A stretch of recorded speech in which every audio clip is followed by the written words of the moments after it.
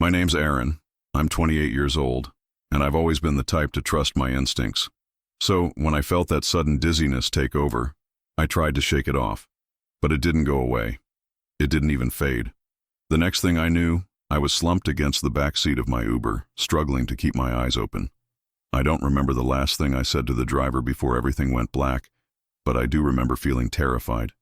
In that moment, I had no idea what was happening to me. Was it a panic attack? Something more serious? I couldn't tell, but all I knew was I was losing control. My body was shutting down, and I had no power to stop it. But what happened next? That's what still haunts me. The car didn't slow down. It didn't stop. And for a moment, I thought I was drifting into unconsciousness, never to wake again. But then, a voice. A young voice. "Hey, mister, you all right?" I blinked, struggling to focus. The voice was there again, clearer now. "Hey, I need your help. Please wake up." It sounded like a child. My heart skipped a beat.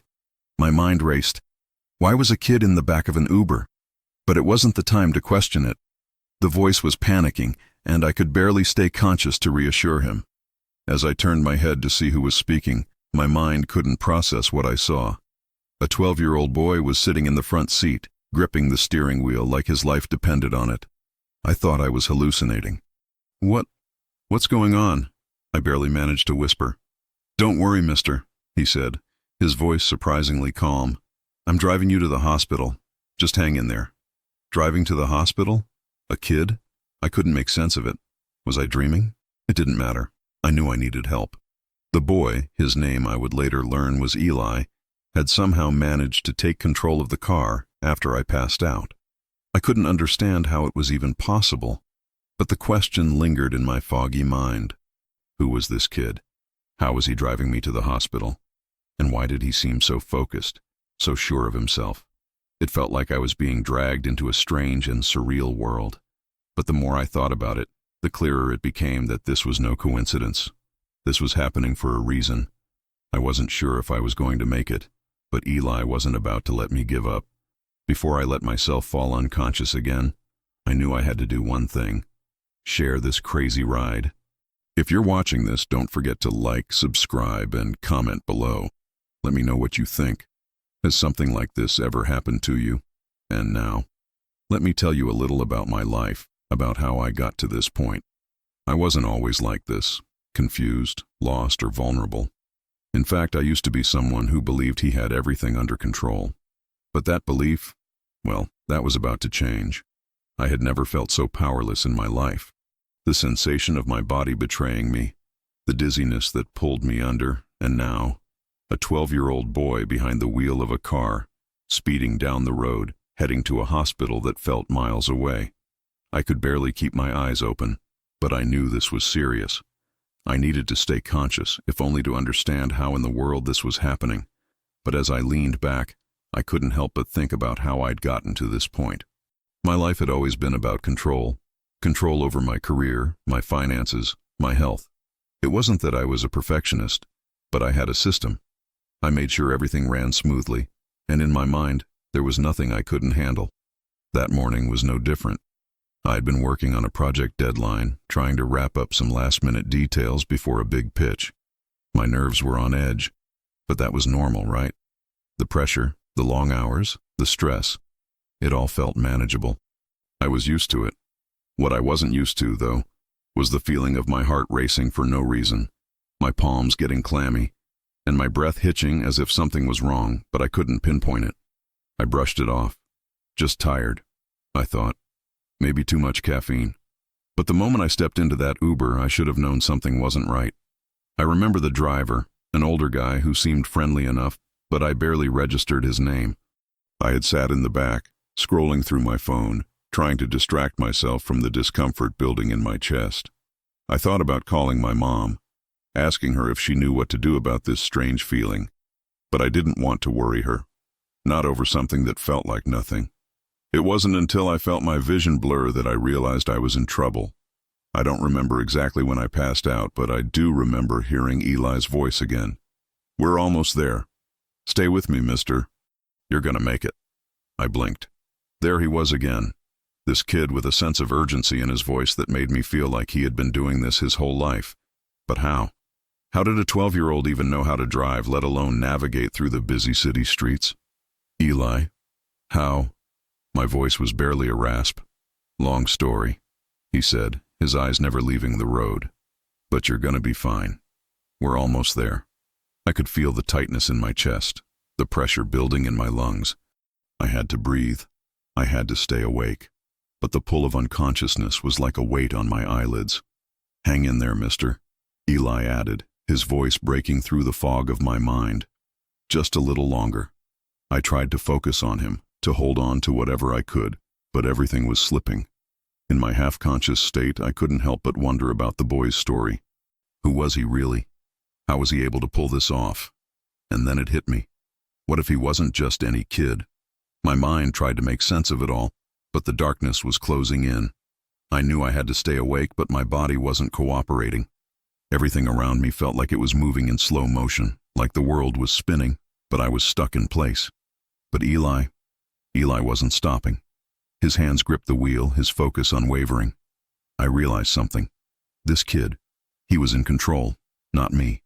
For the first time in a long while, I wasn't the one steering my own life. I wasn't the one making the decisions. And somehow, that gave me a strange sense of comfort. As much as I wanted to stay alert, to ask him questions, I couldn't. My vision blurred again, and I knew I was slipping into unconsciousness for good. But before everything went black, I heard Eli one last time. Stay with me, mister, I've got you. That's the last thing I remembered before everything went dark. I woke up with a jolt, the cold sting of hospital air rushing over me. My mind scrambled to piece together what had happened, but nothing made sense. My heart raced as I blinked, trying to focus on the sterile white walls around me. I was in a hospital room, but how? The last thing I remembered was Eli driving me to the hospital. I tried to sit up, but the moment I moved, a sharp pain shot through my head, reminding me of just how much I'd been through. It took a few moments before my mind started to clear. Slowly, the memories started to flood back. Eli, that damn kid driving me, talking to me like everything was normal. My thoughts raced as I tried to make sense of it. Then, I heard the voice again. Hey, you're awake. I turned to find Eli sitting by my bedside, a look of relief on his young face. For a moment, I couldn't help but feel a strange mix of gratitude and confusion. What had just happened? How had he done it? How was he even here? Eli, I whispered, my throat dry and scratchy. You saved me. He smiled, but it was a kind of smile that seemed older than his years. I did what anyone would do. You needed help. I could hardly believe it. A 12-year-old had saved my life. I trailed off, struggling to put the pieces together. How did you even know how to drive? You're a kid. He shifted uncomfortably in his seat, looking at his shoes for a moment before meeting my gaze again. I've had to learn a lot of things on my own. It's a long story. His eyes weren't the eyes of a normal 12-year-old. They were wise, heavy with something that spoke of hardship. I could tell this kid had seen more than his fair share of things, far beyond his age. And yet, there he was, holding the weight of a stranger's life on his shoulders. You should have called someone, I said, my voice shaking with both gratitude and disbelief. The Uber driver should have been the one to help. Eli gave a little shrug, the kind that said he was used to handling things on his own. I didn't have time to wait for anyone. I figured I had to get you to help fast. As I stared at him, I realized there was so much more to this kid than met the eye. His calmness in that moment, driving me through the chaos. It wasn't just luck. Eli had been prepared for something like this. But why? And what was his story? Before I could ask more questions, a nurse walked in, interrupting the moment. She glanced at Eli with a smile that was half amused, half worried. Eli, she said gently, you should probably head home. You've done more than enough for today. He nodded, standing up from his seat. I'm not going anywhere. I'll be here if he needs anything. I looked at the nurse, then back at Eli, and for a second, I could have sworn there was a flicker of something. Sadness, maybe? But it was gone before I could place it. All right, the nurse said with a sigh. But you can't stay here forever, kid. You need to go get some rest. Eli didn't argue. He just nodded and turned to me. Take care, mister. You're gonna be okay. As he walked out, I couldn't help but feel that something profound had just happened to me. The kid who had no business being behind the wheel of a car had, in a matter of minutes, become my lifeline. And in a way, I realized he had also become a mirror, showing me just how little I had really known about what was truly important in life. As I lay there trying to process everything, I made a promise to myself. When I got out of here, I'd make sure to find out more about Eli. What kind of life had he lived? How had he learned to do what he did? And most importantly, why had he done it for me? I didn't have answers yet, but I would find them. Something told me that this was just the beginning of a much bigger story. I couldn't sleep that night. The events of the day replayed in my mind like a movie stuck on loop. The overwhelming feeling of helplessness. Eli's calm, collected presence behind the wheel. And those eyes. The way he looked at me like he had been through the fire and come out on the other side. I couldn't stop thinking about him. I had been lying in that hospital bed, trying to drift off, but every time I closed my eyes, I saw his face. His small hands gripping the steering wheel, the urgency in his voice when he told me to stay awake. The more I thought about it, the more I realized how little I knew about this kid, how little I had known about the world around me. Who was he really? A part of me wanted to just let it go, thank him for saving my life, go back to my normal, controlled routine and pretend it never happened. But I couldn't. Something about Eli gnawed at me. The way he carried himself, so confident, yet so alone. He didn't seem like the kind of kid who belonged in a hospital room, talking to a grown man like an equal. At some point, exhaustion caught up with me, and I finally drifted off. But my sleep was restless, filled with fragments of dreams. Dreams where I was trying to catch up to Eli, but he was always just out of reach. Each time I reached for him, he would turn away, his expression unreadable. I woke up to the soft beep of a hospital monitor and the sunlight streaming in through the blinds. It was morning, but something felt different. My phone buzzed on the bedside table. I reached for it, groggy and still trying to shake off the remnants of my dream. It was a message from an unknown number. "Hey, it's Eli. I'm sorry I didn't get a chance to tell you last night, but I need to explain. I don't want to leave things like this." I stared at the message, confused. Why would Eli text me? We hadn't exchanged numbers. My fingers hovered over the screen, debating whether or not to respond. Then, I remembered his face. The way he seemed like he was holding something back, like there was a reason behind his actions that he hadn't shared. I typed back, my fingers shaking slightly. "Where are you? I need to talk." The reply came almost immediately. "I'm at the park by the hospital. I'll be waiting." I didn't even think twice. I threw on some clothes and made my way to the park, the cool morning air hitting my face as I walked. My heart raced in anticipation. Something in my gut told me this wasn't just about what had happened the day before. Eli had something to tell me, something important. I found him sitting on a bench under a large oak tree. His face was down, focused on the ground, like he was deep in thought. The second he saw me approaching, he stood up and motioned for me to sit beside him. "Thanks for coming," he said quietly, his voice lower than before, as if he were about to confess something he hadn't shared with anyone. I sat beside him, trying not to let the tension between us get the best of me. "You don't have to explain yourself, Eli. I'm glad you were there for me." But he shook his head. "It's not that simple. You don't understand." His voice cracked slightly as he spoke. "I didn't save you just because I thought it was the right thing to do. I did it because I didn't know who else would." I leaned in, trying to catch every word. This wasn't the same Eli I had spoken to the day before. This kid was carrying something heavy, something he wasn't ready to let go of. "Eli," I said softly, "what do you mean? Why didn't you think anyone else would help?" His eyes flickered to the ground again, his shoulders tensing as if he were struggling with a truth he hadn't been ready to share. "My mom," he said in a whisper. "She's gone, and I've been taking care of myself for a long time now. I can't trust anyone else to handle things. When I saw you in trouble, I just knew I couldn't let you down. Not like everyone else has." The weight of his words hit me like a punch to the gut. I wanted to reach out, to tell him that he didn't have to carry this burden alone, but I didn't know how. I couldn't even begin to understand what he had gone through. "I'm sorry," I said, my voice cracking. I had no idea. Eli looked up at me then, and for the first time I saw vulnerability in his eyes. The kid who had been so confident behind the wheel of the car, the kid who had saved my life, was breaking down in front of me, and all I could do was listen. I didn't want you to think I was just some random kid, he said, his voice low. But sometimes, you have to do things, even when you're not ready. I didn't know how to be the hero. I just did it because I had to. My heart clenched in my chest as I realized the weight Eli was carrying. This wasn't just about saving me. This was about survival. A 12-year-old boy, left to fend for himself, making decisions no child should have to make. I'm here for you, Eli, I said, my voice steady despite the flood of emotions threatening to overwhelm me. You don't have to do this alone anymore. He didn't answer immediately. Instead, he sat in silence, letting the words hang between us. But after a long pause, he finally nodded, a small smile tugging at the corner of his lips. Thanks, mister, he whispered. Maybe we both need a little help. The days that followed felt like a blur.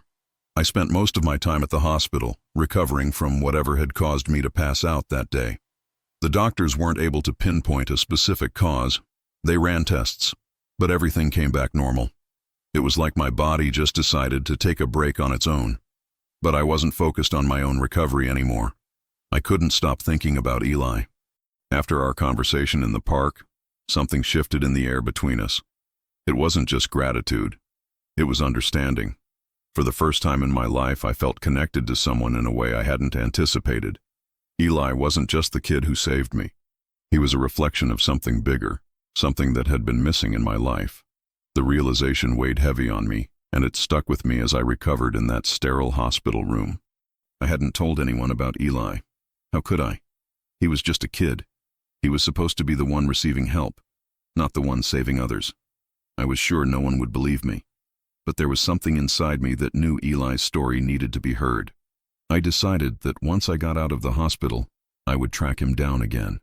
I needed to understand more about him, about what had led him to this point, about what kind of life he was living. And I couldn't shake the feeling that there was more to this story. That day had been a turning point, not just for me, but for Eli too. When I finally checked out of the hospital, I didn't go home immediately. I found myself walking to the park where Eli had waited for me, the same park where we had talked. My steps were deliberate, my mind focused on the conversation we'd had. There was still so much I hadn't learned, so many things I needed to understand. It was late in the afternoon when I reached the bench where Eli had been sitting before. The sun was low, casting long shadows across the grass. The park was quieter now, the usual crowd of joggers and families gone for the day. And there he was, Eli. He was sitting on the same bench, but this time he wasn't alone. A man stood beside him, someone I didn't recognize. Eli looked up at me, his face unreadable. The man, older with a rough look to him, noticed me too. His eyes narrowed, sizing me up as I walked toward them. Eli stood up, taking a step toward me. Mister, this is my uncle. I froze, feeling a knot form in my stomach. Something in Eli's voice told me this wasn't the simple introduction it seemed. His uncle didn't look like someone who was just dropping by for a visit. The tension in the air was palpable, as if I had walked into something I wasn't meant to be a part of. His uncle spoke before I could. You're the one Eli helped, huh? I nodded slowly, unsure of what to say. Yeah, I'm Aaron. He stared at me for a moment before giving a short nod. Well, I'm glad he could help you. He's got a good heart. But there was something about the way he said it. His words didn't match the coldness in his eyes. I could tell he didn't trust me, didn't trust anyone who might get too close to Eli. I glanced at Eli, but he didn't meet my eyes. His hands were shoved deep into his pockets, his posture stiff. It was clear there was a lot unsaid between the two of them, and I suddenly felt like an intruder in a family secret that was better left untouched. Eli, I started, but Eli cut me off before I could finish my thought. I need to go, he said quickly, looking back at his uncle who didn't seem pleased by the interruption. I'll see you later, Aaron. I watched as Eli turned and started walking away, his pace quickening as he headed deeper into the park. His uncle didn't follow, but he kept his eyes on me as I watched Eli disappear. I stood there, not sure what to do. Should I follow Eli? Ask more questions? But something held me back. There was a fear in the way Eli had rushed off, something I couldn't ignore. He hadn't wanted me to see him with his uncle. He hadn't wanted me to see that side of his life, and for a moment, I wondered just how much Eli was hiding from everyone, how much he was trying to protect me from. I glanced back at Eli's uncle, who hadn't moved from his spot, watching me with a look that made me feel like I was in the wrong place at the wrong time. I gave him a nod, then turned and followed Eli at a distance. I couldn't just let this go. I couldn't let Eli slip away again without understanding who he really was. As I walked toward the edge of the park, I could hear the rustling of leaves in the breeze, the sound of a world moving on while I stayed rooted in the uncertainty of what I had just witnessed. But one thing was clear. Eli's life wasn't as simple as it seemed, and I wasn't about to walk away without uncovering the truth. The next few days felt like a chase. I tried reaching out to Eli, sending him messages and even showing up at the park again, but it was like he had disappeared. He didn't answer any of my texts, and every time I went to the park, he wasn't there. It felt like I was trying to track down a ghost.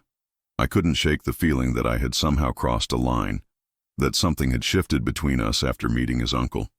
The unease I felt was undeniable. Eli hadn't acted like this before, so distant, so closed off. I understood that he probably had a complicated life, but it didn't make sense. He had opened up to me once, shared a piece of himself with me. And now, he was retreating into the shadows. But I couldn't let it go. There was more to Eli's story than I had seen, and if there was one thing I knew about myself, it was that I didn't back down once I set my mind to something. If Eli needed me, if he needed someone to trust, I wasn't going to disappear. I finally decided to take a different approach. I went to the only place I knew would have answers, the last place I had seen Eli. I didn't want to run into his uncle, but I had no other choice. The park was too big to search every inch of it, so I decided to go to the small building near the edge where some of the maintenance workers hung out. It wasn't much, just a plain, small structure with a few worn benches and a back door that led into a storage room. I had noticed Eli sneaking in there a few times during our previous visits, but I hadn't thought much of it. Now, I couldn't ignore it. I needed to understand what he was doing there. I approached the building cautiously, trying not to look too suspicious. The last thing I needed was to get caught snooping around. As I reached the door, I stopped. The faint sound of voices filtered through the thin walls. I couldn't make out the words, but I recognized Eli's voice. It sounded like he was arguing with someone. Without thinking, I pressed my ear against the door, straining to hear. "You can't keep doing this," I heard Eli say, his voice raised in frustration. "I'm not a kid anymore. I can handle it." There was a brief pause before a deep voice responded, calm but firm. "You don't get to decide when you're ready. I'm doing what's best for you." I recognized that voice. It was Eli's uncle. The conversation continued, but I couldn't hear the rest. My heart raced. What were they talking about? What had Eli's uncle done to him? What did he mean by doing what's best for him? I wanted to barge in, to break down the door and demand answers, but something stopped me. I wasn't ready to confront the situation like this, not without knowing more. Instead, I stepped back, careful not to make any noise, and left the area. I had more questions now than ever before. That night, I couldn't sleep. I kept replaying the conversation I had overheard in my mind, but no matter how many times I turned the words over, I couldn't make sense of them. It was like trying to piece together a puzzle without a clear picture. The one thing I was certain of, though, was that Eli was trapped in something bigger than himself. I spent the following days obsessing over finding answers. I couldn't get the image of Eli's face, the way he had looked at me with those unreadable eyes, out of my head. He had been holding something back, and now I was convinced that whatever it was something he couldn't face alone. I knew I had to find him. But where? The park? The maintenance building? Maybe his uncle's place? I had no idea where to start, but I couldn't give up. Not after everything Eli had done for me. The next day I decided to track down Eli's uncle. It felt wrong, like I was crossing a line, but I couldn't just sit back and wait anymore. I had to know the truth. I went to the last known address I had for Eli's family, the address I found after some online digging. It wasn't much, just a rundown building on the edge of town. a small apartment complex hidden between taller buildings.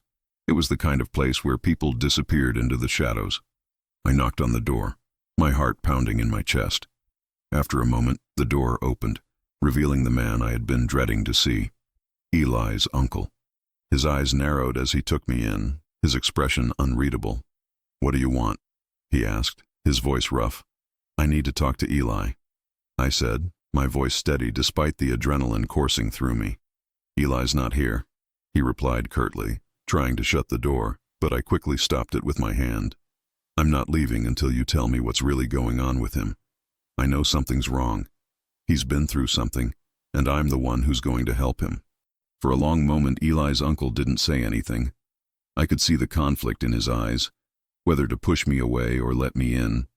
Finally, he sighed, stepping back and opening the door fully. "You don't know what you're asking," he said, his voice lower now. "But come in. You'll learn more than you want to." The door creaked as I stepped inside, the faint scent of something musty filling the air. The apartment was dim, and the silence was almost suffocating. Eli's uncle didn't say anything more as he led me down a narrow hallway and into a small living room, cluttered with mismatched furniture and old magazines. The place felt lived in, but not in the warm, inviting way most homes felt. It was like a space that had been forgotten by time. "Sit," he said, gesturing to a worn-out armchair across from him. "I'll explain. But you won't like it." I sat down, my heart pounding in my chest. This was it, the moment when everything would come to light. Eli's uncle finally turned to face me, his rough demeanor softening just a little. "You don't understand," he began, running a hand through his graying hair. "Eli's been through things no kid should ever have to go through. I've tried to protect him, tried to keep him out of trouble. But he's always trying to act like the hero, like he doesn't need anyone." I didn't speak. I didn't interrupt. I just listened, knowing that this was the moment where I'd finally learn what was going on behind the scenes. His mom, my sister, she died a few years ago. "It wasn't a car accident or anything like that," he said, his voice cracking for the first time. "She was involved in something dangerous. And when she passed, Eli was left to pick up the pieces. I tried to get custody of him, but it wasn't that simple. He's been on his own for a while now." I could feel the weight of his words pressing down on me. Eli, this young kid I had come to rely on for his strength and resilience, had been carrying an unbearable burden for years. My thoughts were spinning, trying to process everything his uncle was saying. Eli's had to grow up faster than any kid should. Eli's uncle continued, his eyes darkening. "I've done my best, but there are things I can't protect him from. People, things. They've been after him since his mom died. They know what he's capable of, what he can do." I didn't understand. "What do you mean? What is it he's capable of? And who's after him?" He hesitated for a moment, then exhaled sharply, as if he had been holding something in for far too long. "Your guess is as good as mine, but I've seen it. The way he handles himself, he's different. I don't know how much he remembers, but his mom wasn't just some regular person. She got involved with dangerous people who've been watching Eli since she passed. They don't just want him gone. They want him to be a part of their plans." Everything froze in my mind as I processed what he was saying. "Are you saying Eli has some kind of power?" I asked, my voice barely above a whisper, unsure of what I was even suggesting. Eli's uncle didn't answer immediately. He just stared at me for a long moment, as if debating whether to tell me more. Then he nodded. "Yes. I don't know exactly what it is, but it's real. He's special, Aaron, more than you realize, and that's why I'm trying to protect him." I sat back in my chair, the room spinning as the weight of his words settled in. I couldn't deny it. There were things about Eli that had never quite added up. The calmness behind the wheel, the way he seemed so capable and mature for his age, the way he always knew exactly what to do when I was in trouble. But I never would have guessed it was because of something like this. Eli wasn't just a normal kid. I struggled to wrap my head around it. But why doesn't he tell me? Why didn't he tell me any of this himself? Eli's uncle shook his head, a sad, resigned look crossing his face. "He's scared. He doesn't want to be anyone's experiment or weapon. He just wants to be a normal kid, but the people after him, they won't let him live that life. They know what he's capable of, and they won't stop until they get their hands on him. The realization hit me like a punch to the gut. Eli wasn't just some random kid. He was the target of something far darker, far more dangerous than I could have ever imagined. Suddenly, everything clicked. The urgency in his voice when he spoke to me in the car, the look in his eyes when he told me to hold on, when he drove me to the hospital. He wasn't just trying to save me. He was trying to save himself, too. But what do we do? I asked, my voice shaking with the gravity of everything I'd just learned. How do we stop this? How do we protect him? Eli's uncle looked at me, a tired resignation in his eyes. I don't know. I'm doing everything I can, but Eli won't let me. He doesn't trust anyone anymore. He's been hurt too many times. I stood up, my chest tight with a mix of anger and determination. I'm not letting him go through this alone. He saved my life, and now it's my turn to help him. Eli's uncle didn't stop me. Instead, he gave me a grim nod. You've got a big fight ahead of you. But if anyone can get through to him, maybe it's you. Just don't expect him to be the same kid you met. He's been through more than anyone should have to. I walked out of the apartment with a new fire burning in me. I had no idea what I was about to face, but I couldn't let Eli face it alone. No one should have to carry that kind of burden by themselves. I didn't waste any time. The moment I left Eli's uncle's apartment, my mind was made up. I was going to find Eli, no matter what it took. There was no turning back now. The more I thought about it, the more I realized how little I truly understood about what Eli had been going through. Sure, I had my own problems, my own pressures in life, but nothing compared to the reality he was living in. The constant danger, the fear of being hunted, the weight of a secret that he couldn't even trust me with. I understood now why he had been so closed off, why he had pushed me away after we shared that moment in the park. He hadn't been pushing me out of anger or frustration. He had been protecting me, and all I could do was try to be there for him. I started by retracing the steps I had taken over the past few days. I went back to the park, checked the areas he had spent time in, hoping to find a clue, a trace of where he had gone. But the park was eerily quiet, as if Eli himself had vanished into thin air. I knew better than to think I could find him by simply walking around. I needed to think like him, calm, calculated, and always one step ahead. So I turned to the one place I knew would have answers, the maintenance building in the park. I didn't want to risk running into Eli's uncle again, but if Eli had been hiding there, there was a chance I could find him. I approached the building slowly, my eyes scanning for any signs of life. The door was ajar, just a crack, and I could see a faint light spilling from inside. I took a deep breath before pushing it open, trying not to make a sound. Inside, the air was heavy with dust, and the room smelled of old equipment and forgotten tools. The fluorescent lights buzzed overhead, casting a flickering glow over the scattered boxes and metal shelves. It felt like a place that had been abandoned by everyone but the things that were left behind. I crept deeper into the room, my heart pounding with every step. The space was quiet, too quiet. I wasn't sure what I was expecting to find, but I knew I wasn't ready for what came next. From the shadows, a figure stepped forward, and I froze. It was Eli. His expression was blank, his eyes wide but distant, as if he had been waiting for me. The suddenness of it caught me off guard, but I didn't show it. Eli, I said, my voice barely a whisper. I've been looking for you. You don't have to do this alone. I know what you're dealing with now. I know about your mom, about the people after you. He didn't respond right away. Instead, he just stood there, staring at me as if he were trying to decide whether to trust me or walk away. His body language was tense, like a coiled spring ready to snap at any moment. You shouldn't have come, he said finally, his voice cold and guarded. I told you to stay away. You don't know what you're getting into. I don't care what I'm getting into, I shot back, my frustration creeping into my tone. You saved my life, Eli. Now it's my turn to help you. You can't keep running. You can't keep pushing people away. Eli's face hardened, his jaw tightening. You don't get it. This isn't just about me. They won't stop until they have me. And if you're involved, they'll come after you too. I stepped closer, trying to close the distance between us. Then let them come. I'm not going to let them take you. You don't have to do this by yourself. You don't have to carry this burden alone anymore. For a brief moment, I saw a flicker of something in Eli's eyes, a vulnerability, a crack in the armor he had built around himself. But it was gone before I could say anything more. "They already know about you," he said, his voice lower now. "They've been watching you. They've been watching both of us. It's too late to turn back." My heart sank. The danger was closer than I thought. What do we do then? How do we stop them? Eli was quiet for a long moment, and when he spoke again, his voice was almost a whisper. "I don't know, but we have to keep moving. I can't stop.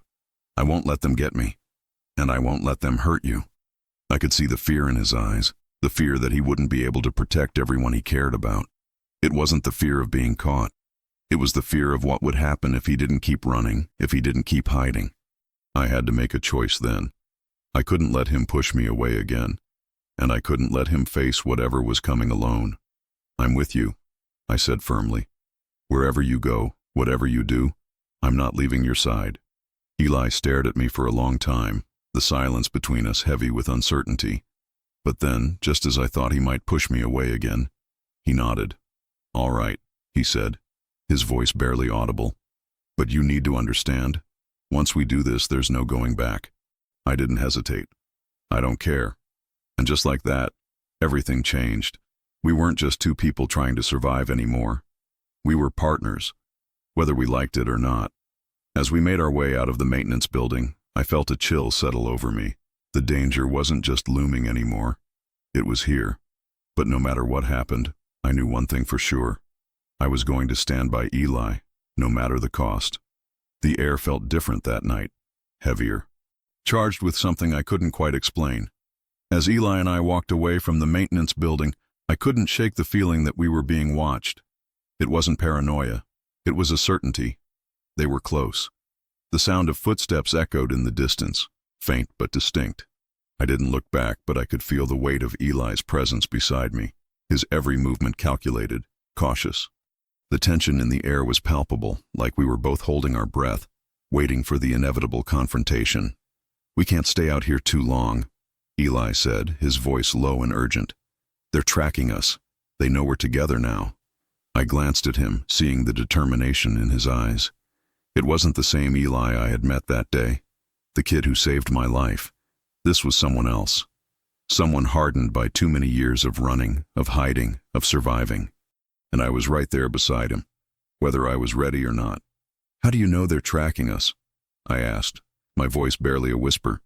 He didn't answer right away. Instead, he glanced over his shoulder, scanning the darkness behind us. "Because I can feel it. They've always been one step behind, watching from the shadows. But now they know I'm not alone. They'll come for you too. You need to be careful." I clenched my fists, trying to push aside the rising panic in my chest. The last thing I wanted was for Eli to feel like he had to protect me. He had already done more than enough. But I understood what he meant. They would stop at nothing to get to him. "We can't run forever," I said, my voice tight with resolve. "We need a plan." Eli nodded, his expression softening just a little. But there was still a heaviness to him, a weight he wasn't sharing. "I've been trying to figure out the next move for a while now," he admitted. "But every time I think we're safe, something goes wrong. There's no easy way out of this." I stepped closer to him, trying to make sure he knew I wasn't backing down. "I'm not going to let them take you, Eli. Not without a fight." He stopped walking for a moment, looking at me with a mix of disbelief and something else, something like hope. "I don't know if I can do this anymore. I don't know how much longer I can keep running." I could see the cracks in his armor now, the vulnerability that he had hidden so well. He wasn't invincible. He was just a kid, trying to survive in a world that had tried to break him. "We'll figure it out," I said firmly, my voice steady despite the fear I was feeling inside. "We don't have to do it alone. I've got your back, always." Eli's gaze softened, and for a fleeting moment, I saw the boy he once was, the one who believed in something better, something worth fighting for. But that moment was short-lived. He quickly turned away, his posture stiff once more. "We need to keep moving," he said, voice distant again. "We'll head for the old warehouse on the edge of town. It's a place no one ever checks." I nodded, following him as we continued through the darkened streets. The sounds of the city had quieted by now. the only noise coming from the faint rustling of leaves and the distant hum of traffic. But even the silence felt dangerous, like a calm before the storm. We didn't speak much during the walk. I could tell Eli was lost in his thoughts, planning the next steps in his head. He was always thinking ahead, calculating the risk. I could only hope that wherever we were going, it would be enough to buy us time. When we finally reached the warehouse, it didn't look like much. The building was worn down, with rusted metal doors and broken windows that had been boarded up. It looked abandoned, just like everything else in Eli's life. A place for him to disappear into when the world got too dangerous. We slipped inside through a small gap in the back, careful not to make any noise. The inside was just as decrepit as the outside, filled with old crates and broken machinery. But it was empty, and for now that was all we needed. We could rest here. Plan. I turned to Eli, who had already begun to scout the area, his eyes darting around the room. His senses were always on edge, always anticipating the next move. He was constantly waiting for something to go wrong, always a step ahead of the danger. "We can stay here tonight," I said, my voice breaking the silence. "But tomorrow, we need to talk about our next move. We need to stop running." Eli looked at me, his expression unreadable. For a moment he didn't say anything, but then he nodded, just barely. "I don't know if we can stop running," he said, his voice barely above a whisper. "But maybe we can find a way to fight back." His words hit me harder than I expected. I didn't realize until that moment how deeply Eli had been affected by everything, how much the running had taken out of him. He wasn't just fighting for survival anymore. He was fighting for something more, and so was I. The warehouse was dark, the only light coming from a small crack in the boarded-up windows, just enough to make out the silhouettes of the abandoned machinery and crates scattered across the floor. It felt like a forgotten place, left to decay with time. But for Eli and me, it was the only safe space we had at that moment. I sat against one of the crates, watching Eli pace back and forth, his mind clearly racing. I could see the tension in his shoulders, the way his hands kept fidgeting as if he were trying to figure out the next move. He was always thinking ahead, always calculating. But I could tell something was different tonight. The weight of everything was starting to crush him. "You okay?" I asked, my voice quiet in the stillness of the warehouse. Eli stopped pacing and looked at me, his eyes momentarily softening before that familiar wall went back up. "Yeah, just thinking." I nodded, understanding. We were both thinking, trying to make sense of the mess we had found ourselves in. But the truth was, there was no easy solution to this, no quick way out. Eli's enemies were out there, getting closer with each passing moment, and we were running out of time. "We need a plan," I said, pushing myself up from the crate. "We can't keep hiding. We need to strike first." Eli was quiet for a moment, his eyes flicking to the floor as if he were considering my words. "You don't understand," he said softly. "This isn't something you can just fight. They're not like us. They know how to play the game. We're just pawns to them." I stepped closer, refusing to let him retreat into his mind. "We don't have to be pawns, Eli. We have a chance to fight back. And I won't let you do it alone." He finally looked up at me, his expression unreadable. "I don't know if we can win this, Aaron. I don't know if we're strong enough." The vulnerability in his voice made my chest tighten.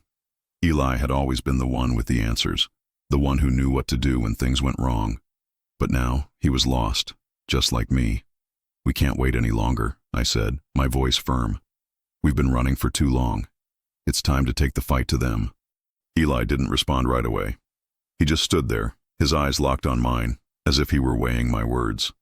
Finally, he gave a small nod, his shoulders relaxing just a little. "All right," he said, his voice quiet but determined. "But we do this my way. We can't afford to make mistakes." I agreed without hesitation. Eli had the experience, the knowledge of how his enemies operated. I was just here to support him, to help him navigate this nightmare, and I would do whatever it took to make sure we both made it out alive. "We'll need to gather information," Eli continued, pacing again. "We need to find out who's behind this, who's pulling the strings. If we can cut off the head, the rest will fall apart." I could see the fire starting to return to his eyes, the focus that had been there when he first saved me. Eli was a fighter, and now I was ready to be one too. "You're right," I said, thinking quickly. We'll need a plan to get close to them, to get inside their operation. Eli stopped pacing and turned to face me, his eyes sharp.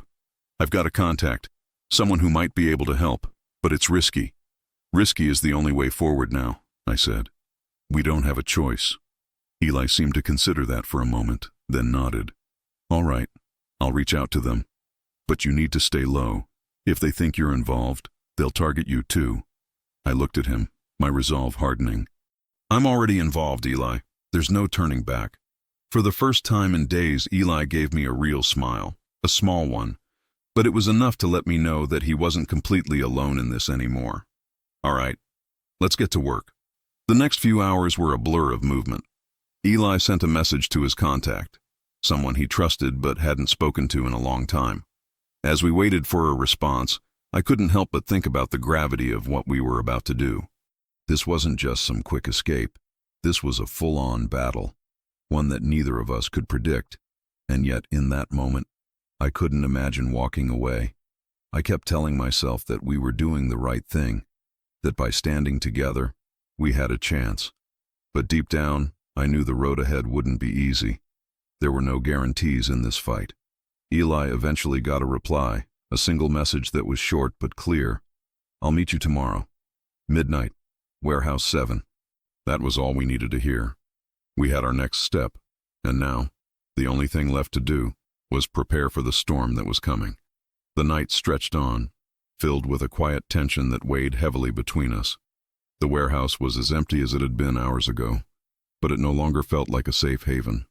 The darkness outside seemed to close in on us, and every sound, every creak of metal or rustling of the wind, made my heart race. We were running out of time. Eli had been pacing again, his mind constantly shifting through the plan. I could see the way his thoughts moved in 1,000 directions, calculating risks, anticipating threats. He wasn't just a 12-year-old kid anymore. He was a survivor, a strategist, but even he knew that this next step could be the most dangerous one we'd taken. I approached him, my steps deliberate, trying not to break his focus. Eli, I said, my voice steady but laced with urgency. You're sure about this contact? I mean, we can't afford to trust just anyone. Eli stopped pacing and turned to face me, his eyes meeting mine with an intensity that was almost unnerving. I trust them, as much as I can trust anyone anyway. But we have to be careful. If anyone's watching, if anyone knows where we're going, we're done. I nodded, trying to quell the unease rising in my chest. The plan was simple. Meet the contact at Warehouse 7, get information about who was after Eli, and figure out our next move. But something about it felt off. It felt too easy, and I couldn't shake the feeling that we were walking into a trap. You're not alone in this, I said, stepping closer. Whatever happens, we'll get through it. Together. Eli didn't respond right away. Instead, he just looked at me, almost like he was seeing me for the first time in a while. His gaze softened just for a moment, but the walls quickly went back up. I know, he finally said, his voice quieter than usual. But I can't keep dragging you into this. I didn't want anyone else involved. But now, his words trailed off, and I could tell he was thinking about everything that had led up to this point. The danger, the betrayal, the years of running. He had never asked for any of this, but somehow, here we were, caught in the middle of a game that neither of us fully understood. We don't get to choose our battles, I said, giving him a small smile, but we can choose who we fight them with. That seemed to break through his hesitation. For a brief moment, he smiled back, the first real smile I'd seen from him in days. It wasn't much, but it was enough to remind me that, despite everything, we were still in this together. The plan was set. We would leave the warehouse at midnight, slip through the streets undetected, and head toward Warehouse 7, an industrial area on the outskirts of town. The place was known for its isolation, hidden away in the shadows of the city's abandoned factories. No one would expect us to be there. At least that's what Eli hoped. We moved quickly, staying in the shadows, keeping our steps light and cautious. Every corner we turned, every alley we passed, felt like a potential ambush. The adrenaline made my senses sharp, but it also made everything feel heightened. I couldn't ignore the sinking feeling in my gut. This was it. We were walking right into the heart of it. When we reached Warehouse 7, it looked just like any other abandoned building. Gray, silent and lifeless. The cold air bit into my skin as we approached the heavy metal door. Eli paused, his hand hovering over the door handle, and I could see the flicker of doubt in his eyes. "Are you sure about this?" I asked, my voice a little more strained than I wanted it to be. Eli nodded, his face set in determination. "We don't have a choice. This is the only lead we've got." He pushed the door open slowly, the rusted hinges groaning as it swung inward. We slipped inside, the faint light from the street lamps outside casting long shadows across the empty warehouse floor. The place was huge, echoing with silence. The only sound was the soft shuffle of our footsteps on the concrete. We made our way deeper into the warehouse, staying close to the walls, our eyes scanning for any sign of movement. The air felt thick, heavy, as if the building itself was holding its breath. "Stay close," Eli whispered, his voice barely audible. I nodded, but something inside me told me we were not alone. The hairs on the back of my neck stood up as I scanned the darkness. Every sound seemed amplified. Every shadow felt like a threat. But Eli's focus was unwavering, his eyes fixed ahead as if he was used to this, used to moving through danger without letting it consume him. We reached the far side of the warehouse, and Eli stopped, his head turning slightly to the right. I followed his gaze, and there, standing in the shadows, was a figure, a man, tall, broad-shouldered, and shrouded in darkness. He stepped forward, his silhouette becoming clearer in the dim light. "You're late," the man said, his voice low, almost too calm. Eli's posture stiffened, and I could feel the tension in the air shift. "I didn't know if I could trust you," Eli replied, his voice steady but laced with suspicion. The man didn't respond immediately. Instead, he took a step closer, his eyes flicking between Eli and me. "You should be more careful who you trust, Eli. There are people watching. You're not as invisible as you think." The words hit me like a slap to the face. I felt a chill run down my spine as the realization hit. They were closer than we thought. The game had already begun, and we were playing right into their hands. The air seemed to thicken with every word the man spoke. I could feel the danger closing in, like a predator waiting for the right moment to strike. Eli was stiff beside me, his eyes sharp but wary, clearly trying to assess this new player in the game. And me?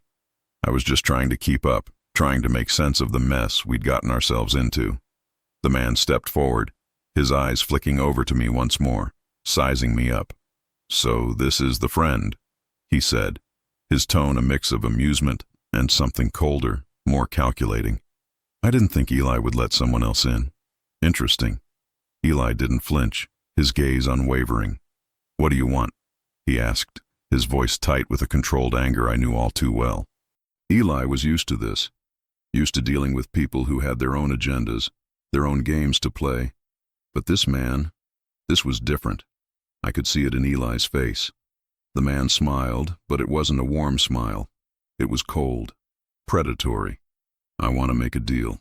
That's what I want," he said, his eyes never leaving Eli. "You have something I need, and I think you have enough sense to realize you can't keep running forever." I couldn't keep quiet any longer. "What are you talking about? What do you want with Eli?" I demanded, my voice sharper than I intended. I wasn't scared of this man, but I had no idea what was going on. And neither did Eli, if his tense posture was any indication. The man turned his eyes toward me, his smile deepening just a little. "Oh, I don't think you're in a position to ask questions, but I'll make it simple for you. You're in way over your head." I stepped forward, not backing down. "Eli's not your pawn. You don't get to use him." The man's gaze darkened, his smile slipping away. "Maybe, but it's not about what I want, really. It's about what Eli wants. Isn't that right, Eli?" Eli's expression hardened. I could feel the tension radiating off him, but he didn't speak. He just kept his eyes on the man, calculating, waiting for the right moment to act. I turned to Eli, trying to make sense of this, to get a read on the situation. "Eli, what is he talking about?" But Eli didn't respond. His jaw clenched, his fists balled at his sides. Whatever this was, whatever had been going on behind the scenes, it was something deeper than I had imagined. The man stepped closer, breaking the silence. "You still don't get it, do you? Eli's power, the reason they want him. It's not something he can control, but it's something they'll use, no matter the cost. My mind was reeling, trying to make sense of his words. What power? What do you mean by that? I asked, my voice rising with urgency. Eli's head snapped to me, his face pale, his eyes wide with something that could only be described as fear. No, he whispered, barely audible. You don't know what you're asking. It's not what you think. I looked between them, trying to connect the dots. This man, this figure from Eli's past, was involved in something much bigger than I had ever imagined. Eli wasn't just a target. He was the key to something dangerous, something the world had never seen, and that terrified me more than anything else. The man chuckled darkly, sensing my confusion. You see, Eli doesn't just have power, he is the power. And the moment he decided to run, they made it clear. They won't stop until they have him, and they won't stop until they use him for their own purposes. I felt the blood drain from my face as his words sank in. Eli wasn't just running from some shadowy organization or dangerous people. He was running from something far worse. The man took a step back, allowing his words to settle. I'm not here to fight you, Eli.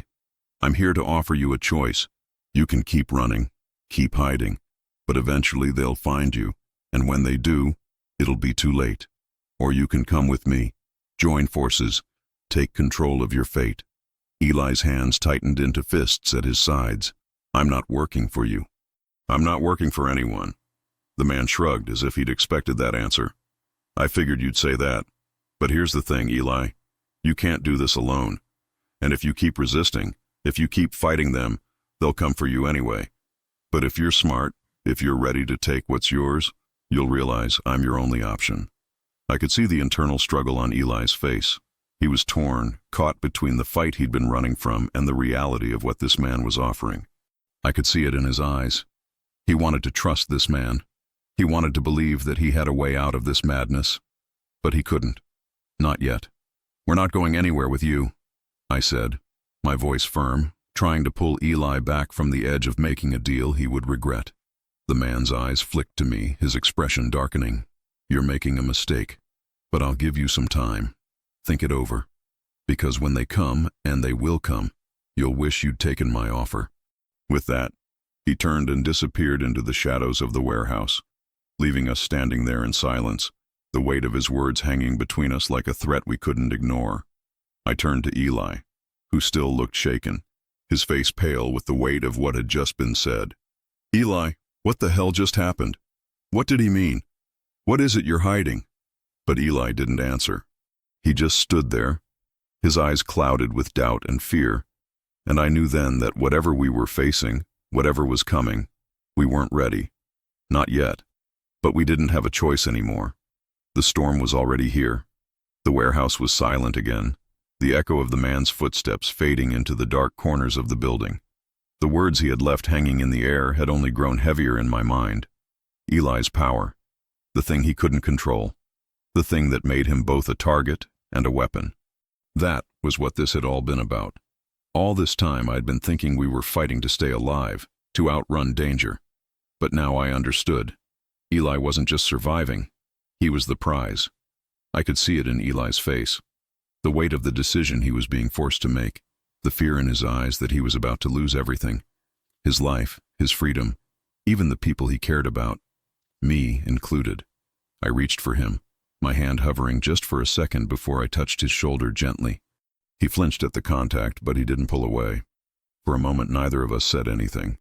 We just stood there, two people caught in a game neither of us could fully understand. You don't have to listen to him, Eli, I said quietly. You don't have to give in to what they want. Eli's gaze flicked to mine, his expression hardening. It's not that simple, Aaron. You don't understand. I don't have a choice. I'm not like you.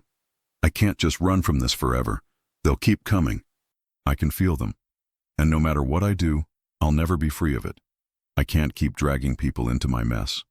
My heart ached at his words, and I wanted to tell him how wrong he was. That he wasn't alone, that we could figure this out together. But something in his eyes told me that no amount of reassurance could ease the burden he was carrying. Eli had been running for so long, trying to outrun his past, trying to bury the truth about who he was. what he could do. And now it was catching up with him, faster than either of us could escape. I took a deep breath, trying to steady my thoughts. I'm not going anywhere, Eli. You don't have to face this on your own. Whatever you're holding back, we'll figure it out. Eli shook his head slowly, like he was trying to convince himself of something. You don't understand. This isn't just about me anymore. It's about everyone else I care about. I've kept them safe, kept them out of this, but I don't know how much longer I can protect them. You included. You're in danger just by being near me. I couldn't let him go down this path alone. I refused to believe that he was beyond saving. You think I care about that? About the danger? Eli, I've got your back. You're not alone in this fight. Whatever comes next, we'll face it together. Eli's eyes softened for just a moment, like he wanted to believe me, like he wanted to trust that there was still a way out of this nightmare. But then that familiar wall came down, and his features hardened again. It's too late for that, he whispered, almost to himself. The weight of his words settled over me like a storm cloud, heavy and suffocating. I wanted to argue, to tell him that it wasn't too late, that we could still turn things around. But deep down, I could see the truth in his eyes. The battle we were facing wasn't something we could just outrun anymore. This wasn't a fight we could win by hiding. We were about to step into the lion's den, and there was no way to turn back. Eli took a step back, his hand shaking slightly as he wiped his face with the back of his hand. We need to go, he said, his voice rough. We need to figure out how to stop them before it's too late, before they come for us. For you. I nodded, even though my heart was still heavy with doubt. But there was no other choice now. We were in this together, no matter what came next. And I wouldn't let Eli fall into the hands of those who were hunting him, no matter what it took. We left the warehouse in silence, our footsteps echoing through the abandoned space. The plan was simple, or at least it seemed that way on the surface. Find out who was behind the hunt for Eli, get the information we needed, and figure out a way to stop them. But the reality of what we were up against made everything feel like a game of chess, with moves we couldn't predict and no way to guarantee we'd win. As we walked through the quiet streets, my mind raced. I couldn't shake the feeling that the storm was about to break. We were heading straight into the heart of the beast, and neither of us had any idea what we were about to face. When we reached the safe house that Eli had set up, another nondescript, abandoned building on the outskirts of the city, he turned to me, his face set in a grim expression. This is where we make our stand, Eli said, his voice steady despite the tension. We need to prepare. The people after me. They won't stop until they have me. And when they come, it won't be just for me. They'll come for everyone I've ever cared about. I didn't hesitate. Then we'll make sure they don't get what they want. We'll fight. Eli's eyes met mine, a mixture of gratitude and sorrow in them. I don't know if we can win this, but if we don't try, if we don't fight back, they'll take everything. For the first time since I'd met him, I saw a flicker of hope in Eli's eyes. Maybe we could stop running. Maybe this time, we could stand our ground and finally take control of our own destiny. The fight was coming, and we were going to be ready. The safe house was more than just a hideout. It was a fortress. At least that's how Eli had set it up. Every window was covered, every door reinforced. There was no way in or out without Eli knowing. It felt like a prison, but it was a prison with a plan. And that was the only thing keeping me from losing it. Eli didn't speak much after we arrived. He was too busy gathering supplies, tools, old maps, gadgets I didn't fully understand, all spread out across the table in front of him. I watched him work, his movements quick and precise, like he was preparing for war. And in many ways, he was. I couldn't help but feel a sense of dread hanging in the air. We had crossed a line now. There was no turning back. We had made the choice to fight, but I still wasn't sure if we were ready. The people hunting Eli were like shadows, unseen but ever present, and we didn't know who or what we were truly up against. I sat down at the table across from Eli, watching him closely. He was tense, his jaw clenched as he worked. I could see the burden of what he was carrying, the weight of the past, the fear of the future. And I could see that he was trying to hide it, trying to convince himself that he was in control. Eli, I said, my voice low, trying to get his attention.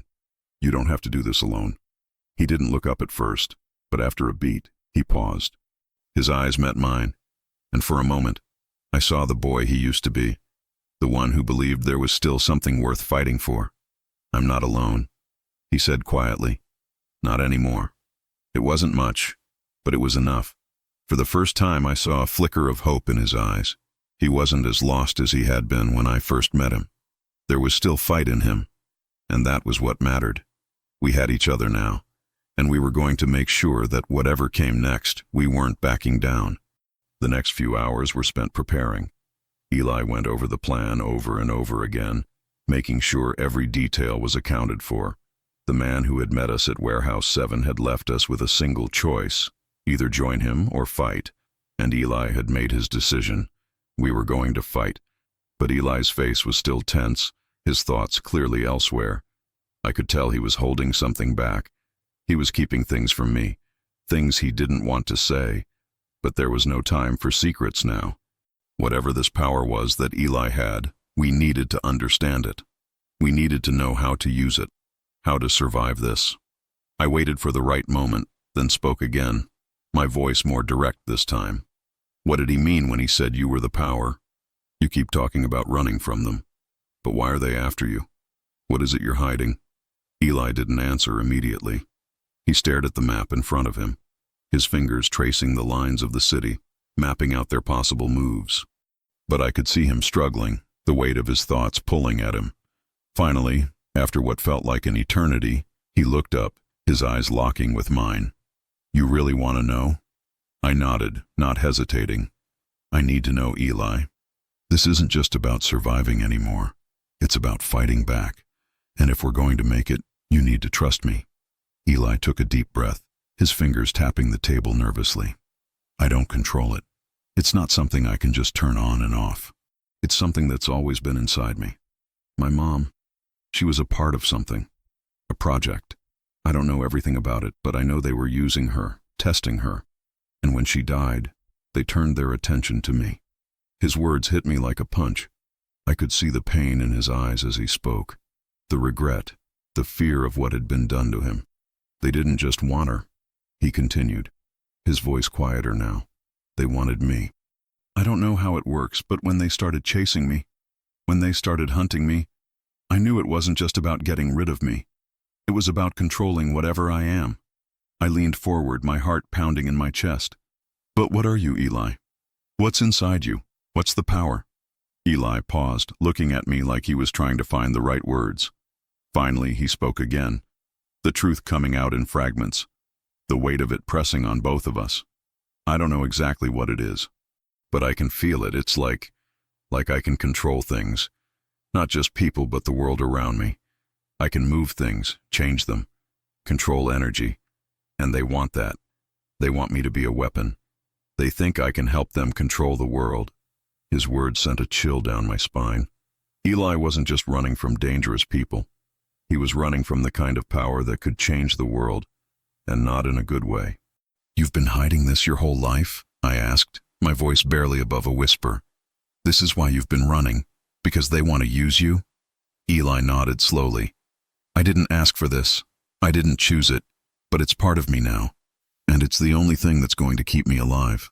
I could feel the weight of his words settling in. Eli wasn't just fighting for survival anymore. He was fighting for control over something that had been forced upon him. Something that could either destroy him or give him the power to destroy everyone else. "That's why you've been so careful," I said quietly. "Because if you let them control you, they'll take everything." Eli's gaze hardened. "I'm not letting that happen. Not again." The room fell silent, the gravity of the situation hanging in the air like a storm waiting to break. Whatever came next, I knew one thing for sure.